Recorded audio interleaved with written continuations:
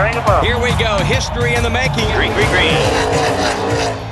Who is the biggest surprise in 2025, and can they keep it rolling in 2026? Hi, this is Brett McMillan. You're listening to the Pit Reporters. With me this week, Lee Spencer and Davey Siegel. Welcome to the Pit Reporters on the Performance Racing Network. And now, here's your host, Brett McMillan. Hey, welcome to the show. Glad to have Lee and Davey here, and we'll start with the question I asked in the open. Lee, who do you think the biggest surprise was in 2025? Chase Briscoe, absolutely. I mean, what he was able to accomplish moving into the 19 ride, making himself a weekly contender. Once it clicked for him, once that light switch went off for him at Joe Gibbs Racing, it was game on, and I think he showed that throughout the year. But don't you think that was, to some level, the expectation? Certainly the expectation he had for himself? I'm not sure it was going in because Chase had been through so much adversity over the course of his career, and the way Stewart-Haas Racing ended was just another one of those kicks in the gut, right? So to go from where he was, to get into the 19, and just to go lights out, make it to the championship for his first time in his career, I think that it took a lot of kumbaya between he and James Small. They had to find that happy place, and once they did, man, they were dynamite. All right, Davey, who do you think the biggest surprise was in 2025? Lee took my answer. How dare she? Chase Briscoe is a big surprise, and I think that, Brett, you have a good point, too, because obviously when you're in a Joe Gibbs Racing car, you are expected to win races. You are expected to contend for championships, and that's exactly what Chase Briscoe did, and that's why you saw as much emotion out of him after he won Pocono as he did, and he was very open and forthcoming with his emotions, especially to his wife, to us at home, basically saying he was so stressed out because he hadn't won yet, and he knew that he had to. So Briscoe is a good, positive surprise for me, and I'll tell you, another one, even though we kind of expected him to do what he did as well, was Shane Van Gisbergen, because not just only did he win one race or two or three or four, he won 5 of them on road courses this year in his rookie season, first full time with Trackhouse Racing. Sure, we expected him to have some success and we expected him to run well, but to win 5 and to do it in the way that he did, just absolutely shellacking the field, that was really impressive to me. Yeah, I think Davey makes a great point, because I think at the start of the season we all thought, yeah, SVG is going to make the playoffs because he'll win a couple of road course races. Well, yeah, it became, to his point, 5, and most of them weren't close. No, they weren't close at all. I mean, once he got the lead, it was game on, and it was over, and which kind of opens the door for 2026. And can Connor Zillage repeat that? You know, if he can find his groove, make everything work for him at Trackhouse Racing, are we going to see a battle between Zillage and Van Gisbergen every week? I mean, that would be fun as hell. Well, yeah, we saw it in some of the Xfinity races. Now, O'Reilly races coming up this year, Davey. Could we see the kind of battles a couple of times this year?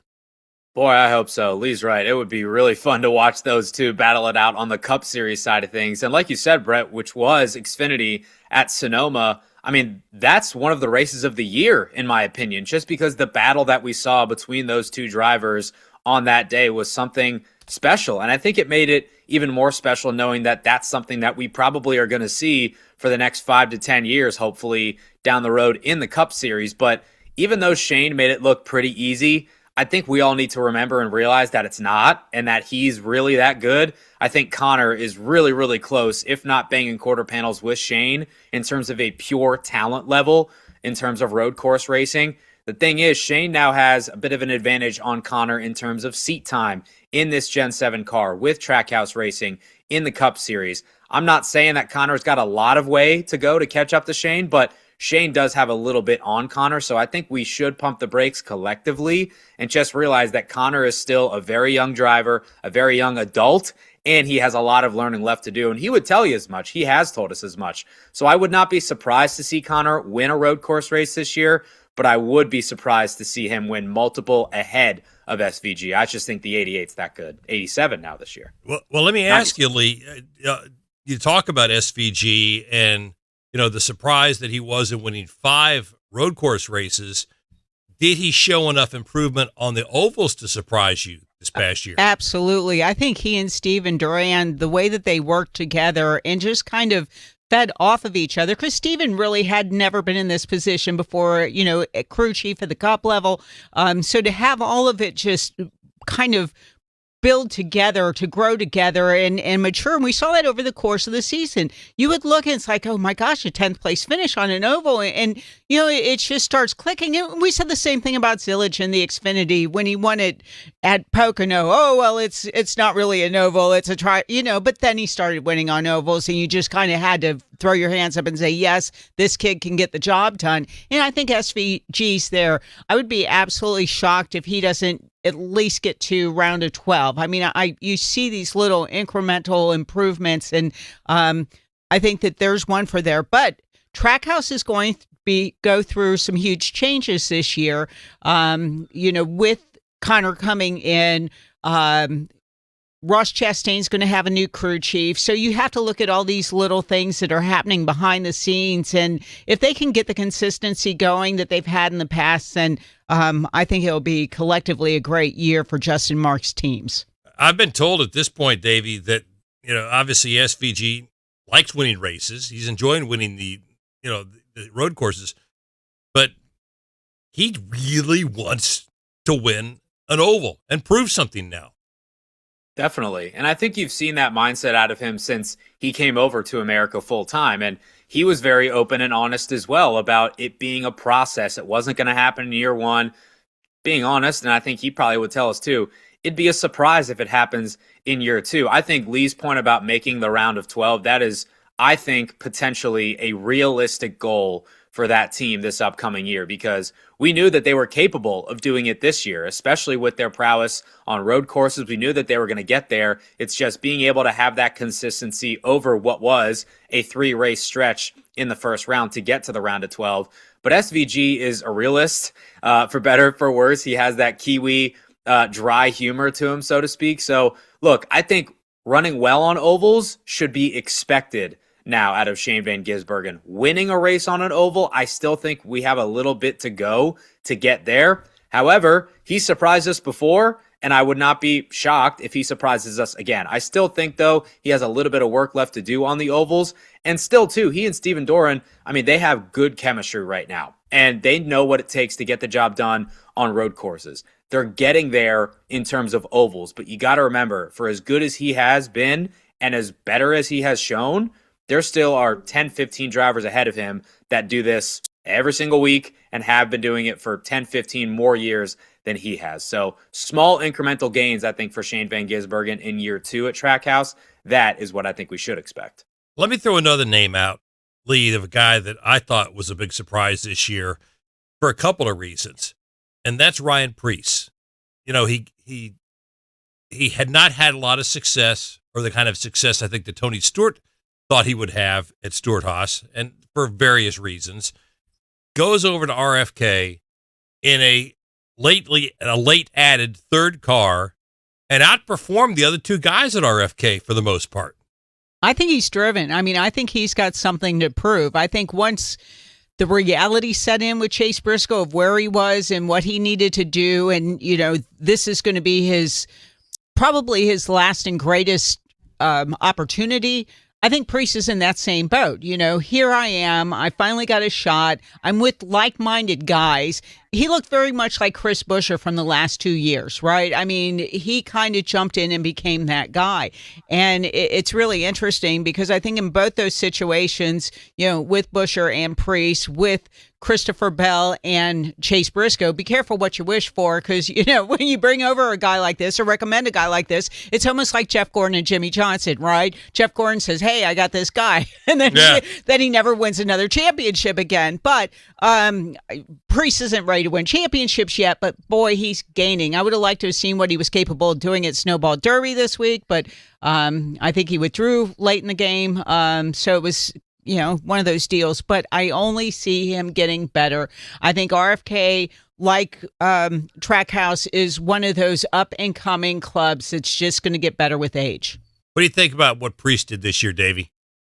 I was impressed, especially if you think about the fact that at Talladega had a top 5 run and got thrown out for some spoiler shim infractions, which we now know had no real competitive advantage, but it's a rule. NASCAR had to enforce it, and they moved on. He obviously didn't make the playoffs, but if that penalty did not happen, you have to say, what if? What if they were in a spot where they could have maybe raced for points instead of racing for the win? Would that have changed things? I understand that ifs are just that, but he had a really, really good year. And for the most part, he was the leading car at RFK Racing ahead of Chris Buescher and Brad Keselowski, who was in a slump after a really, really torrid start to the season. Finished one spot behind Chris in terms of the point standings, but still had a handful of top 10 finishes, 14 on the year. And we talked to him every single Monday night on Late Shift on Sirius XM NASCAR Radio. And rain or shine, he always joined us. There seemed to be a lot more shine than rain this year, which realistically has not always been the case for Ryan Preece. I agree with you guys in terms of this being his last realistic shot to get the job done at the Cup Series level. And Brad Keselowski, I think, was really, really looking at Ryan Preece this year and saying, that's why I hired this guy, because I know what he's capable of, and he's now getting the chance to show it. Well, if you didn't think they had enough laps at North Wilkesboro when they ran the All-Star race there, they gave you a Cup race to see more laps. Well, now you're going to see even more. We'll talk about that when we come back. It's more than a rebellion. When your teen is slipping into drugs or alcohol, when social media and pornography consume their time and their mind, when depression and even suicidal thoughts cast a shadow over your home, as a parent, you feel powerless. There is hope. At Turnabout Ranch, troubled teens step away from the chaos and into a clarity of nature on a working cattle ranch. Care for horses, learn responsibility, build trust, and rediscover purpose. It isn't theory, it's real work. Real therapy, real healing. Families from across the country have found transformation right here, just when they thought hope was gone. If your teen is struggling with addiction, harmful online behaviors, even weight management, call right now and get the help you all need. 800-277-1650. 800-277-1650. 800-277-1650. That's 800-277-1650. Catch Kyle Petty's Back Then Again Country Countdown with Charlie and Debbie here on PRN, the Performance Racing Network. Hi, this is Doug Rice at PRN. Join me every Monday night for another great episode of Fast Talk. I watched the race on TV, and they wanted to give him the mantle of greatest of all time, and he's won 4 races in a row. And so I can't do that yet. But I do think what we're watching is a guy who's changing the sport. He's changing the way the other drivers approach road racing. He's making them study. He's making them up their game. That's Fast Talk right here on the Performance Racing Network. Local radio brings people together like never before. It's a beautiful hometown weekend out there. We've got your local stations keep you informed and involved with music, talk shows, and real-time news updates you can trust. We are live and local. We are America's broadcasters, connecting you to what matters most. Text radio to 52886 and tell Congress to support your local radio stations. Message and data rates may apply. You may receive up to 4 messages a month, and you may text STOP to STOP. This message furnished by the National Association of Broadcasters.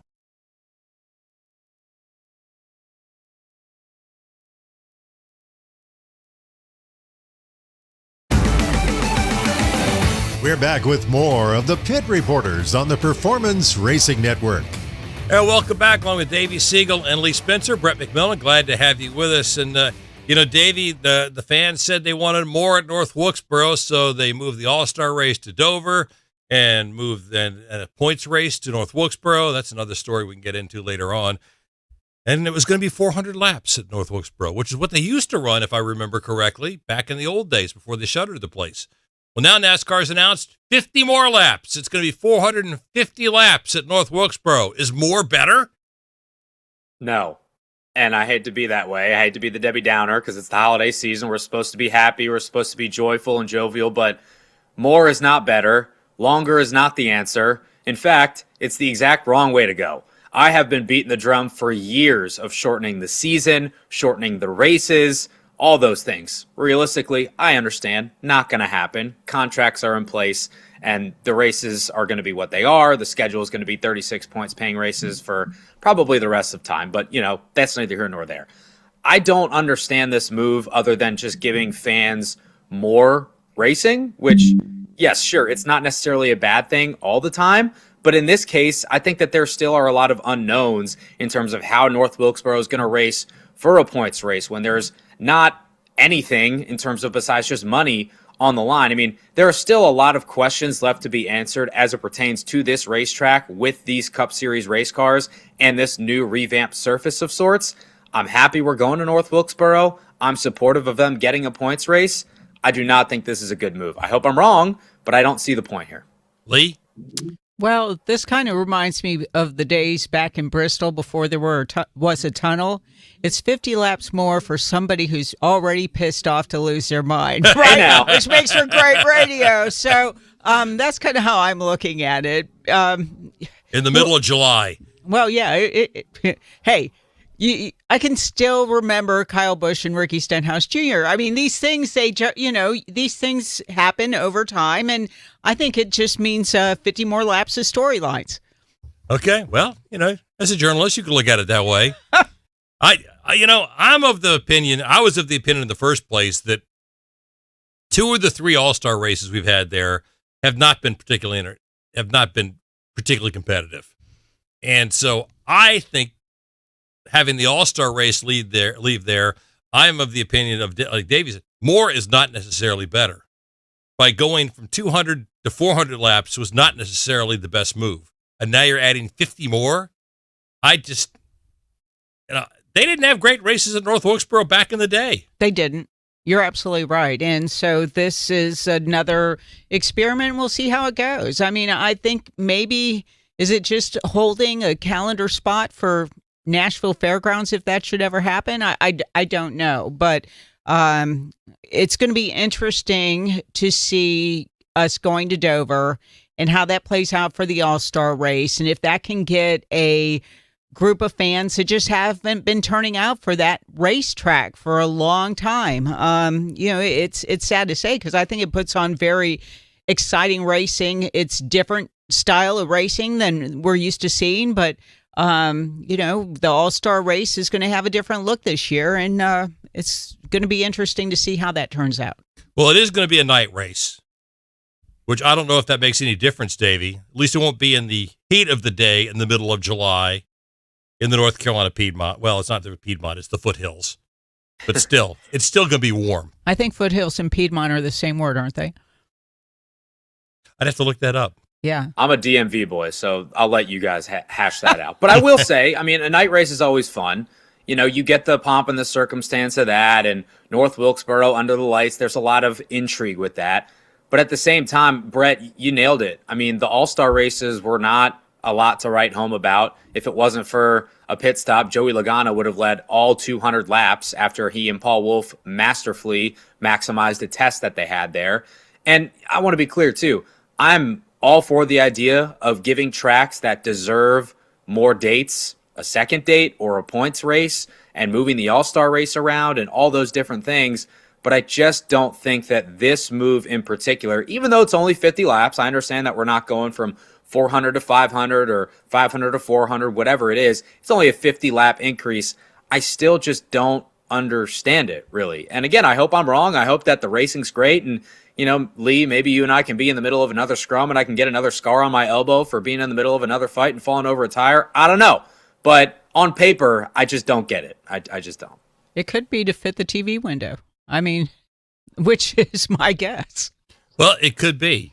That could be exactly what it is. And, it said it's the first time since, 1974, they're going to have a 450-lap race at North Wilkesboro.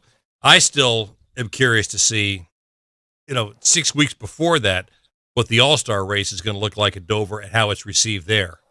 Like I said, I hope it attracts more fans because the fan turnout's been a little lackluster, and that's an important market for us.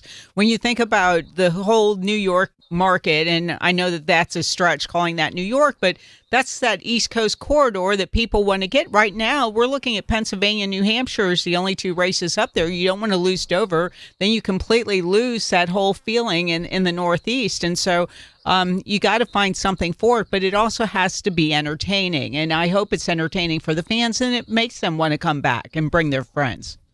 Well, the one thing that will work possibly in Dover's favor this time, Davey, is the fact that you're going back to a more traditional Dover date the week before Memorial Day. So weather-wise, it will be a little more amenable. Hopefully, find some wood to knock on, please, because Dover has not had good luck in terms of weather. And I have a soft spot for that racetrack. That's my home track. Being in the D.C. area, it's a 2-hour run up to Dover, Delaware. Went there twice a year, every year as a kid with my dad growing up.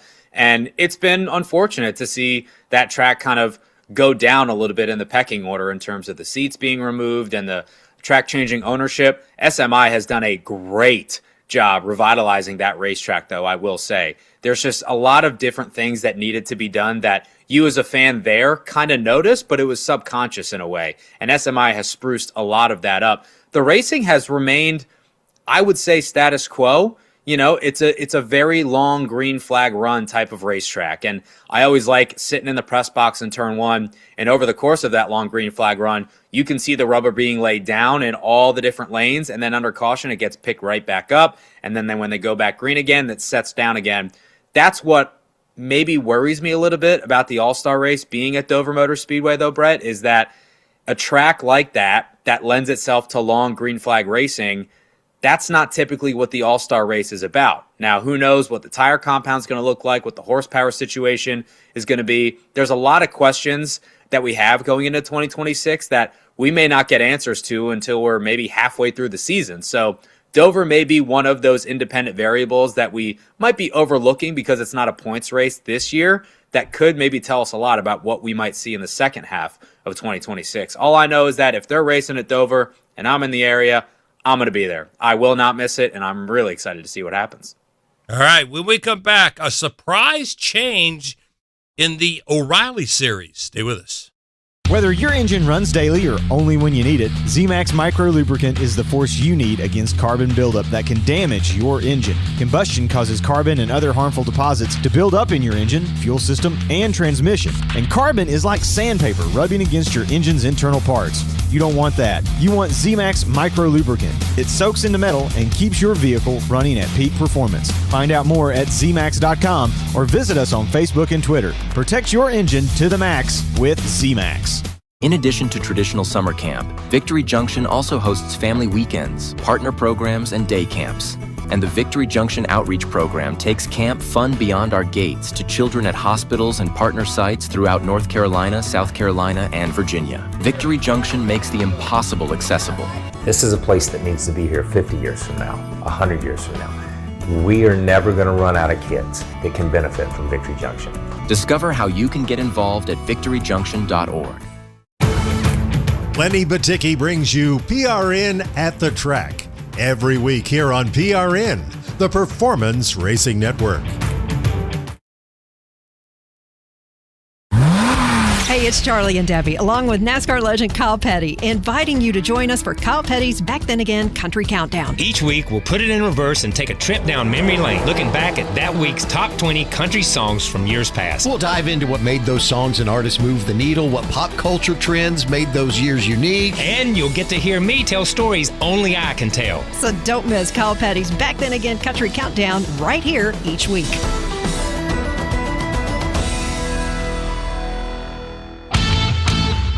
Welcome to PRN's At the Track. I'm Lenny Baticki. We are PRN's half-hour weekly show dedicated to the short track, dirt track, legends, and kart racing across the Southeast.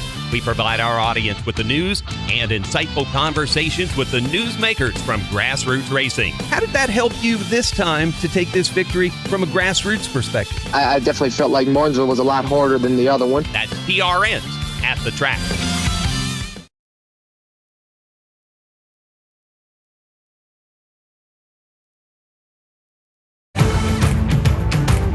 Let's get back to more Pit Reporters on the Performance Racing Network. And welcome back, along with Lee Spencer and Davey Siegel. Brett McMillan, glad to have you with us. A surprise change in the O'Reilly Auto Parts Series, formerly the Xfinity Series. A guy who won a race last year, made the playoffs, and performed pretty well in the playoffs last year. Nick Sanchez, all of a sudden, gets a call last weekend, says, Nick, sorry, we're not going to be able to use you again this year. And it came from Scott Bruschetta at the 48 car. Wow. Kind of blindsided him, he said. Well, it definitely blindsided Nick because Nick had a great year for a rookie, to win a race and make the playoffs. I mean, that's pretty sporty for somebody to do. And somebody who's a single car team, has a technical alliance with a bigger organization, RCR. They're on that campus. But 5 weeks after the last checkered flag falls and you're just finding out you need a ride, and there are not a lot of rides to be found this time of year.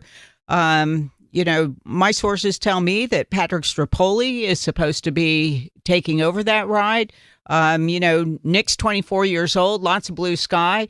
Patrick is a doctor during the day, I think an optometrist during the day and a race car driver on the weekends. So 12-year age difference there. So I don't, blue sky. I think the blue sky just walked out the door. Well, and Davey, it sounds to me what Lee's saying is, finances make a difference. If you can walk in with some money in this day and age, then because a lot of you watch that 48 car week in and week out, and it's Big Machine Records on the side of that car most weeks, which is Scott Borchetta's putting his own money on the side of that car. Right, and this is a big change for that race team if that's true, and I have no reason to dispute Lee's reporting there that Patrick Staropoli will get in there because Nick Sanchez brings a little bit of funding, but not a whole lot. And that was a big selling point, no pun intended, of this 48 car in what is now the O'Reilly Auto Parts series. It's that Scott Borchetta is putting his own brands and his own sponsors on that race car. And it's not necessarily a 100% unquote pay to play type of ride that a lot of other cars in that series are. And this seems like a big change in that way, especially after you have a young driver with a lot of promise, has had some success on the ARCA level, obviously in the truck series as well, and now just won a race and made the playoffs in that series for your race team. Seemed like you were going to have a good partnership going into year two, but obviously money talks in more ways than one, especially with this ongoing trial that I'm sure we'll hit on at some point. But it just shows that it's not just the Cup Series and it's not just the big teams that really need the dollars and cents to make financial sense. It's the O'Reilly Auto Parts Series teams as well, even with somebody with as deep as pockets as Scott Borchetta has. The Xfinity Series, or what was then the Xfinity Series, now O'Reilly Auto Parts, they are no different. Same with the Truck Series as well. It's unfortunate for Nick, but I will commend him for the mindset that he seems to have right now, especially finding out this late in the game. I mean, he was doing sim work for the race team in the last 7 days, and to essentially just be told, hey, thanks, but see ya. That's rough, man, especially being as young as he is, and we're going into the holiday season. It's late in the game. So I commend him for having a positive attitude, or being as positive as he can be in the midst of these turbulent times for him. And he's got enough talent. I'm sure he'll land somewhere well. Well, I think we all feel like that, Lee, because you saw the improvement he had over the course of the season. And especially after he won that race at Echo Park Speedway, that this team it was on a path over the whole season where they continued to rise. Well, and he matured personally as well. I mean, you could see it because, as you interview these drivers over the course of a season, especially the young ones, you get the feeling when they start to come into their skin, and he was there, and the confidence was building, and you have a camaraderie with the drivers, and they express their feelings more openly, when they start to build that trust with you. And he was at that point, and you get to meet the family, and Davey's got a connection, I believe, that with his grandmother? She taught your parents in Miami or something like that. So he's a great kid. I hope he lands somewhere. I understood he had a couple Very good, of I'm impressed by that. Yeah, Nick's, I believe, in his grandma. Yeah. He had a couple interviews this week, so hopefully things turn out. But you look at it, and it's like you're kind of going through a shift right now where with I'm trying to think of the team that went to Dodge. Sorry, it just slipped my Colleague, yeah, with Colleague leaving, there's two teams that are gone out of Xfinity, so it's like it's shrinking a little bit. And I hope he finds something, because I thought he was a great fit for the Chevrolet program. Chevrolet likes to have somebody with a Hispanic background in their stable for a marketing standpoint. I mean, they went full blown behind Sanchez and. Suarez rather. Yep. And supported him at Spire. So hopefully they might find something in that camp, or just find something for him to do in the interim. But I think he's got a bright future ahead of him, and he certainly deserves to be in the Xfinity Series. Yeah, go ahead, Davey.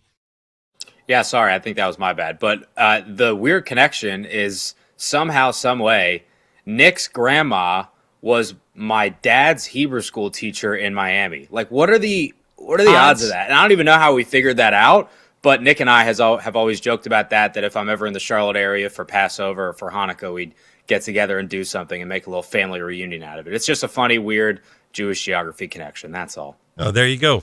Real quickly before we take a break, talk about another young guy who was really shining. You might recognize the last name, Keelan Harvick. 13 years old, wins the Snowflake 125 last week, started like 15th, drove through the field, ended up getting bumped back on a restart, drove through the field again, picks up the win. He probably has a pretty good instructor, but it takes some talent still himself to be able to do that. Well, not just that. He was studying the video of Nassie, who won the snowball. And Kevin said that Kevin was doing commentating over the weekend for Flo. And, Keelan, the poise that he showed, because, even the best drivers and the most mature drivers, or I should say older, because, maturity is really not an age thing sometimes with racers. Or adults. That too. General. But the composure and poise he showed coming, as you said, after he got knocked out and then came back to win, just speaks volumes to where he is at his level of development. I tell you, it's amazing because, we all think about, Dave, you think about, we've seen Keelan, since he was doing a pedal car in the backyard, I think. and I think Delano was trying to get him to take up golf, but I think that's probably out the back door at this point. Yeah, I think that ship has maybe fortunately now, since he's so talented, sailed, but it is pretty wild to see the amount of talent that he has. He's obviously got some great genes, and he's got a great coach in the form of a father in Kevin Harvick to help him out there. And being a Kevin Harvick fan myself growing up when I was a race fan, the fact that his son is now winning races and beating his dad straight up in late models is mind-boggling to me. But look, Kevin has had an unbelievably successful career. I think nobody would be happier than Kevin to be called Keelan's dad first rather than Cup Series champion and Hall of Famer. And I'm telling you, I don't want to put too much pressure on him, but the trajectory right now, it's seeming like Keelan is going to be one of those guys that we are talking about for not just years, but decades and decades to come. He really seems to have that it factor. Yeah. Kevin can't walk away anytime soon, it looks like. No. I mean, and he's in it. They have racing on both sides of the family because Delana's family also came from racing. So that's kind of like a win-win for Keelan. Absolutely. All right. Maybe they could teach their daughter how to play golf. She could be behind a race car too pretty soon. Don't count Piper out. I wouldn't be shocked. When we come back, there has been a lot of news going on, I'd say, off the track, on the court, but it's not on the court, it's in the court. We're going to touch on what this could mean for the sport down the road. Stay with us. Do you hear that? That's the sound of uncertainty lurking under your hood. You know the feeling. I know I do. That sudden sinking sensation when you see a check engine light or your car unexpectedly breaks down and you're faced with sky-high repair bills. It's time to shield against unexpected repairs with CarShield. CarShield is America's most trusted auto protection company and has an A rating with the Better Business Bureau. Don't let the fear of a breakdown keep you up at night. Trust the Shield, CarShield, and say goodbye to terrifying repair bills and hello to peace of mind. Your plan also comes with 24/7 roadside assistance, courtesy towing, rental car options, and so much more. Don't wait till it's too late. Call CarShield now before a breakdown. Protect your wallet. Protect your car with CarShield. Get our best protection ever. Call now. You'll thank me later. 800-859-0047. 800-859-0047. That's 800-859-0047. Mark Garrow's your host for Garage Pass here on PRN, the Performance Racing Network.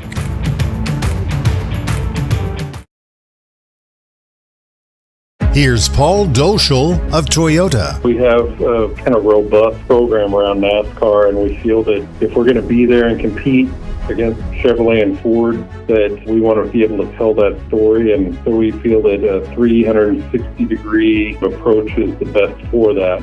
Radio fills a much-needed void in our marketing program. Being able to have our commercial spots and the relationship that we have with PRN, where they talk about our vehicles as Camrys and Supras. The Toyota GR Supra makes that hard left turn onto pit road. As pace cars, the Toyota Camry pace car or the GR Supra pace car adds a nice touch to broadcast rather than when it's just the pace cars coming out of turn 4.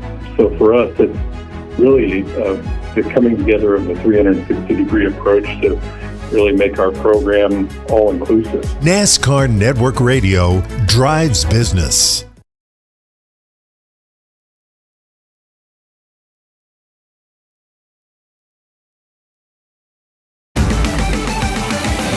Brett McMillan returns with more of the Pit Reporters here on the Performance Racing Network.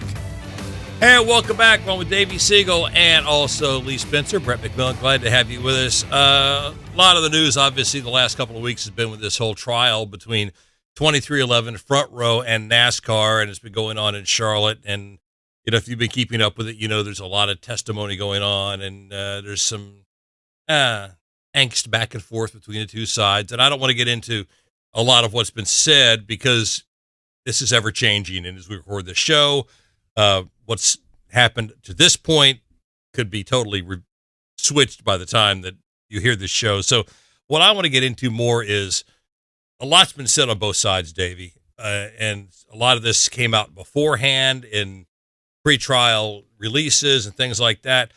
How does this sport, regardless of what the final verdict of this is, how does this sport move forward from this? That's the multi-million-dollar question, Brett, and not to cop out, but I don't know. And I don't know if either side knows the answer to that question, and that's why this trial is so important on so many levels. And it's kind of crazy to think about that, too, because we genuinely don't know, whatever the verdict is, whatever side wins, what the future of the sport is going to look like. There still are going to be cars at Bowman Gray running the Clash and the Daytona 500, and we're still going to have a racing season. And 2311 and Front Row, whether they are chartered or not, they will be a part of it. But we don't know what the long-term and short-term ramifications of this trial will be. And I think that leaves a lot of people, whether you're a fan, whether you're an industry member, you work for a team, you're a mechanic, you're in the media like us, it just leaves us with a lot of questions. And angst, I think, is the right word that you use there, Brett. I mean, it has now officially popped the NASCAR bubble, so to speak, right? We got our fellow compadres Jeff Gluck and Jordan Bianchi on national television doing hits. We got national podcasts talking about it. We have ESPN regularly covering it. Obviously, when Michael Jordan was testifying, that was kind of the big draw there. But even some of my friends that are in their mid to late 20s that, frankly, don't follow the sport a whole lot, they're asking me questions about this. They're saying, what is this about? MJ, I know he owned a team, but what is he doing suing the sanctioning body? And I've gotten somewhat okay at condensing it down to an elevator pitch in terms of a speech for like 2 minutes rather than the 25 that it probably takes to explain this in full terms. But to answer your question, Brett, I really genuinely don't know how the sport moves forward from this, where it's going to go, how it's going to look. And I don't think anybody in their right mind honestly knows either. Well, Lee, I hate to ask the question since Davey just said anybody in their right mind has not got the answer. So, besides you, Lee. What can I say? I went down on Tuesday just to get a feel for what was going on because I had not had time, having been on the West Coast since a week ago Sunday. Had a lot of things to catch up on because I'm covering High Limit in Perth, Australia, at the end of the month. But anyway, my whole takeaway just being in there one day, and from what I can surmise, talking to my husband who has covered it for the wire service, the NASCAR wire service each day. The bottom line after being in there on Tuesday is that the teams wanted permanent charters and people were trying to get to a point where that would be obtainable, except for Jim France did not want to give the teams permanent charters. And when Richard Childress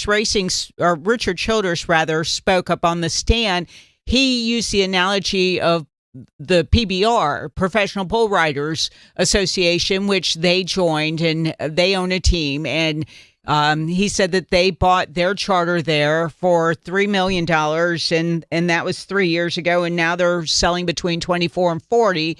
And he says that permanence is something that, people cannot just bank on, but he knows that would give his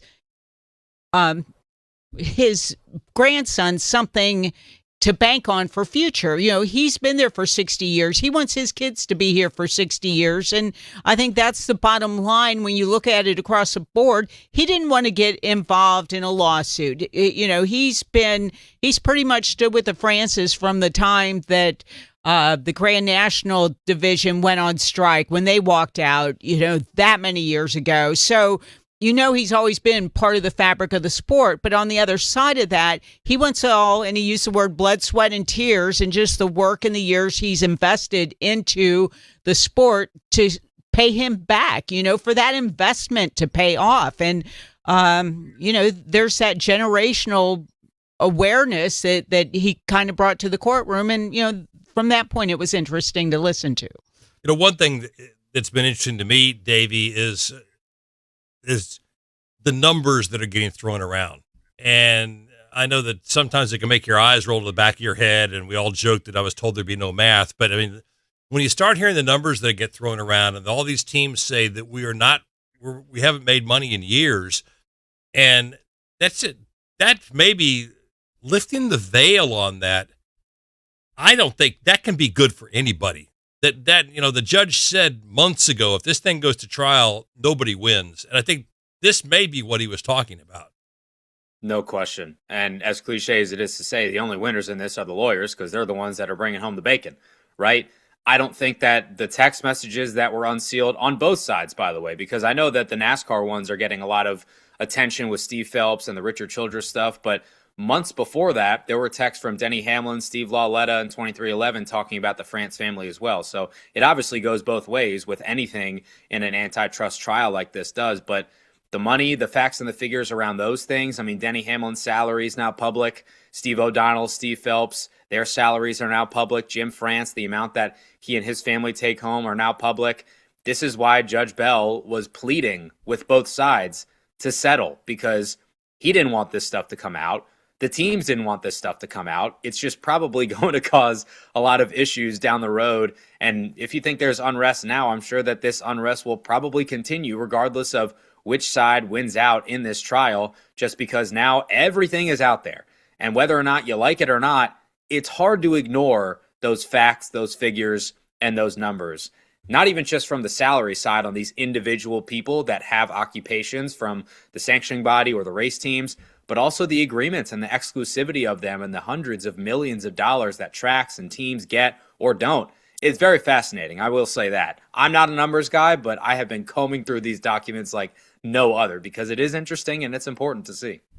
Lee, you and Davey and I, all three of us, watch other sports, cover other sports. I know you're a huge baseball fan. And all these other sports have had labor situations. They've had labor stoppages. Hockey lost an entire season a few years ago, and yet the fans still come back. Is this something that, of course, we don't know what this sport's going to look like on the other side of this, because this has all been, on the other situations, it's been players versus management. This is a different situation. This is not players versus management per se. It's a different structure, and that's what, of course, we are always here. The NASCAR is not a stick and ball sport. Did the fans come back? Did the fans just, once this is all said and done, the fans say, you know what, it's back to racing. That's all we really care about. Well, Davey's on the air a lot more than I am. And I think, you get a lot of the same people that call in the series, but I'm sure he's heard what they've been saying. And there are people that are interested in, but I think at the end of the day, they just want to get back to tailgating and racing, quite frankly. It took me a long time to want to go back to hockey, because hockey had, just a really, nasty shutout. And I'm like, I kind of got fed up with that. Baseball will always have me, but when they start throwing out numbers and saying that in 2024 the teams lost 74 million, but NASCAR made 285 million, I think that resonates with the jury. Because those are numbers that even I can understand. It's like, but you hate it. And sitting in there and just seeing the lawyers attack people, there's just a certain cringe factor for me. I couldn't do it full time. Yeah. Davey, any thoughts? Yeah, again, just the lawyers are the winners here from a financial standpoint, and I could never do what they do, and I'd never want to do what they do. The answer to your question there about the fans, though, Brett, I think that's an interesting one because by and large, the people that we have heard from on SiriusXM NASCAR radio, they're interested to a point. And then when the minutia gets really up and at them, it's kind of like, okay, I'll take Bowman Gray any day now, please. Daytona, you can't come soon enough. And I have to say, I'm right along there with him. And again, I'm not trying for it to sound like a cop-out, but this is not good for business. This is not good for anybody. And obviously, neither team wanted to sue the sanctioning body, but they felt like this was their only viable option to get permanent charters and to get some of the things that they have been asking for with this charter agreement and renegotiation. So that doesn't change where we are now, though. We are in it. Like when it was day one of the trial last week and we saw everybody rolling up to the courtroom and MJ's wearing a suit and everything's happening, I kind of had a pinch me moment like, okay, this is for real. Like we're doing it because we had heard about it for not just a couple weeks, not just a couple months, but almost a full calendar year at this point and multiple calendar years in terms of the potential renegotiation and re-signing of this said charter agreement. So the fact that we are at this point, we have seen it coming for a while, but the fact that we are now in it and entrenched in it, and who knows how much longer we're going to be in it because the trial seems to be moving at a very, very slow pace, much to Judge Bell's dismay, that just makes it all seem real. And I'll tell you what'll be real fun when we have cars back on track, and that is a topic of conversation. Even the two teams that are bringing this lawsuit, I think if you ask them, they would tell you that they're excited for that too. All right, when we come back, we'll get Lee and Davey's thoughts on what 2026 is going to look like when we get on the track. Stay with us. When it comes to maintaining your engine to run at peak performance, trust ZMAX Micro Lubricant. ZMAX soaks into metal, so it's easy to add to your oil or gas to disperse carbon buildup in your engine, fuel system, and transmission. Protect your vehicle's engine to the max with ZMAX. Check us out at ZMAX.com or visit us on Facebook and Twitter to find out more about our full line of products. Remember the name ZMAX for your car, big rig, small engines, firearms, and more. That's ZMAX Micro Lubricant. This is the kind of racing you can feel in your chest. Door to door, inches apart, every lap, all on the line. This is Echo Park Speedway, the hottest track in NASCAR. 3 days of tailgates, camping, and full throttle fun. But Sunday is chaos, speed, and glory. This February 22nd, the Auto Trader 400 takes over Atlanta. Get tickets at EchoParkSpeedway.com. Doug Rice is your host for Fast Talk every week on PRN, the Performance Racing Network.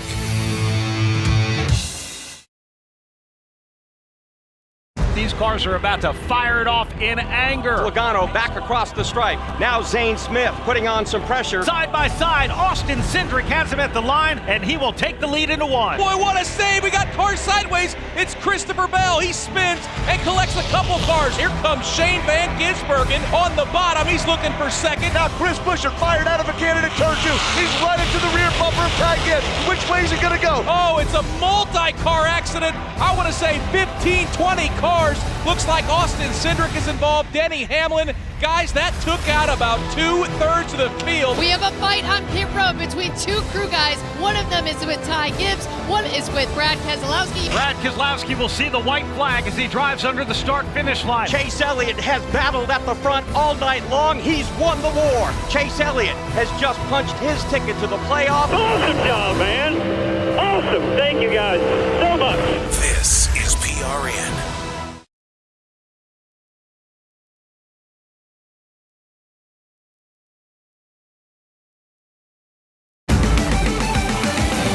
We're back with more of the Pit Reporters on the Performance Racing Network. Hey, welcome back along with Lee Spencer, Davey Siegel, Brett McMillan. Glad to have you with us. Real quickly before we look ahead to next year, Lee, who would be your driver of the year for 2025? Oh, and I was thinking about this. I got to give it to Denny Hamlin. I think he wins the championship if you don't have that crash by William Byron. I mean, I really do. I don't think anybody worked harder to win a championship. I mean, seriously, top to bottom, put in the time, put in the effort to win that title. And the fact that he looks pretty jovial in court compared to the guy that I saw in the wee hours at Phoenix, I don't know if he'll ever get past it, but hey. Davey, how about you? She took mine again. It's James Dennis. Great minds. I mean, yeah, that's right. He led the series in wins. He probably should have won the championship, and that's all that needs to be said, right? Regardless of whatever the format is, was, will be, Denny Hamlin put himself in a position where he knew, with a few laps to go, that he did everything in his power that he needed to do from start to finish almost to be a champion. And I think that's what helps him sleep at night.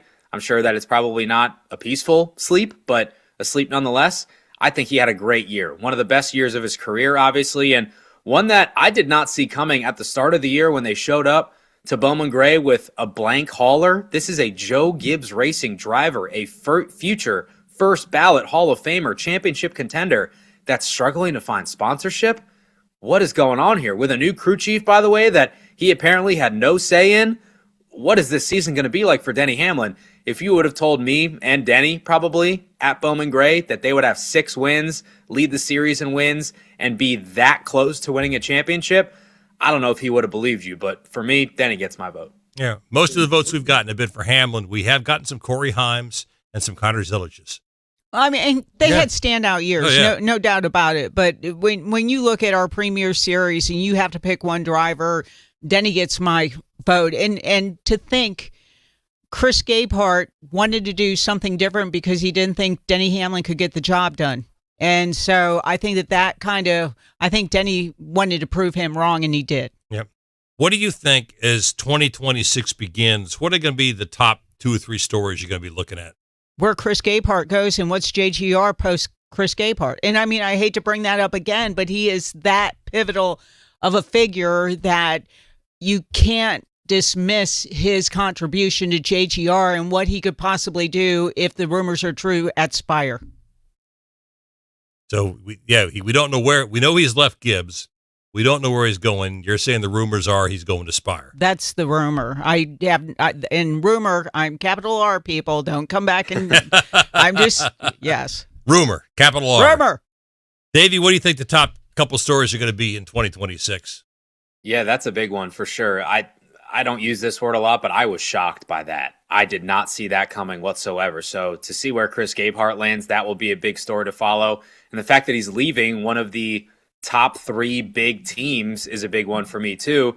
One that I'll be following for the entirety of the year is, can anybody, whether that's an individual driver, team, or organization as a whole, catch up with and compete against those top 3 big teams? We're talking about Joe Gibbs Racing, Hendrick Motorsports, and Team Penske.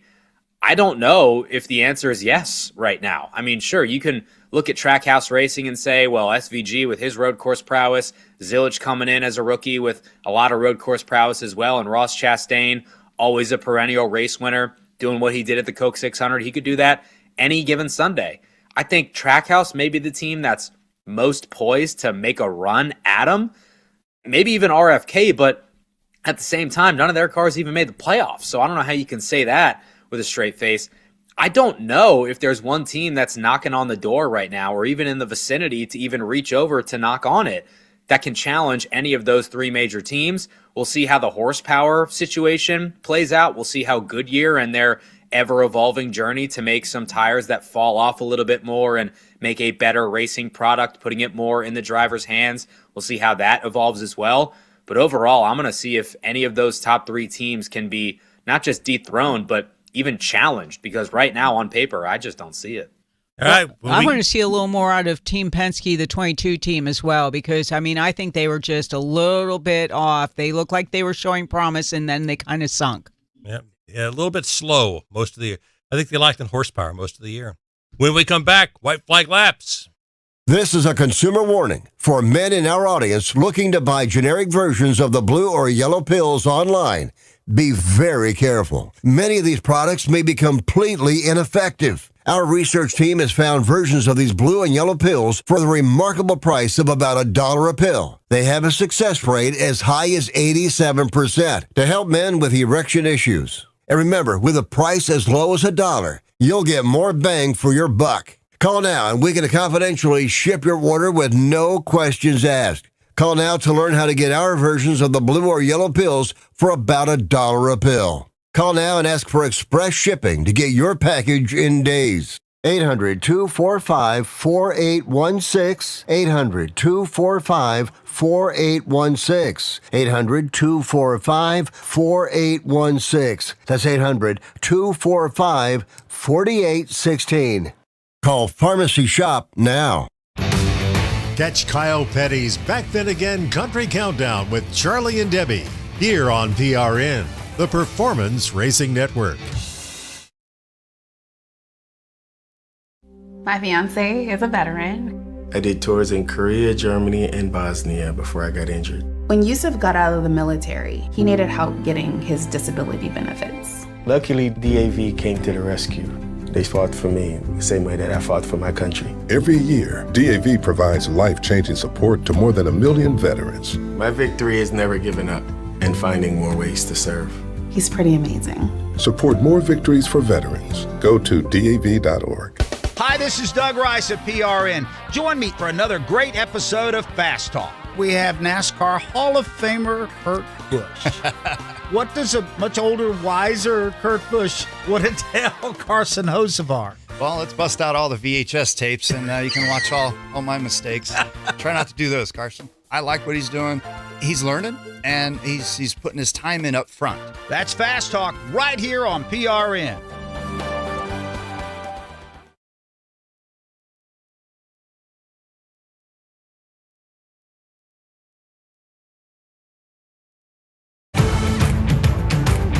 Let's get back to more Pit Reporters on the Performance Racing Network. And welcome back. Time now for our white flag laps. And first up, Davey Siegel.